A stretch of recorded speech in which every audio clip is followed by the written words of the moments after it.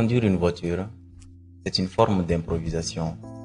Il faut observer la route, changer de vitesse, adapter le pas et la vitesse au virage et aux obstacles qui se posent soudain devant. Savoir improviser est fondamental. La route n'est pas toujours droite et on ne peut pas toujours courir à toute allure. Il faut choisir quand accélérer et quand au contraire ralentir.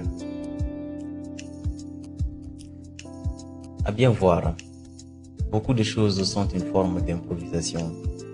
Courir sur les pierres extérieures des quais, sautant de rocher en rocher, choisir rapidement le chemin qui s'est séparé à une bifurcation et on ne sait pas où t'amènera. C'est là qu'on doit utiliser l'instinct, qu'on doit quitter la rationalité. C'est bien possible que ça soit une chose très dangereuse, mais peut-être aussi très relaxante. Par exemple, quand on regarde le ciel et qu'on essaye de donner une forme aux nuages,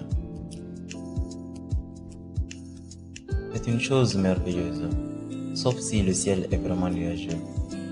Alors, toute la terre est renfermée comme par un couvercle, et la lumière perce les ténèbres par les trous ouverts par-ci par-là, mais rien n'est éclairé.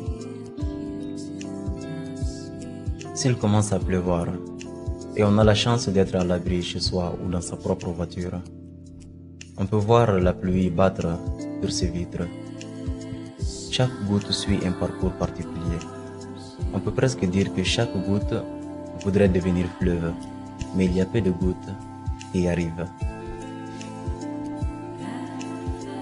Et cependant, à bien voir, elles forment vraiment des petits ruisseaux, et chacune d'elles fait partie d'un rigole d'où on ne peut plus sortir. Chaque goutte tombe du ciel sur ce vitre que tu regardes, devient partie de quelque chose d'autre, et cesse à jamais d'être soi-même.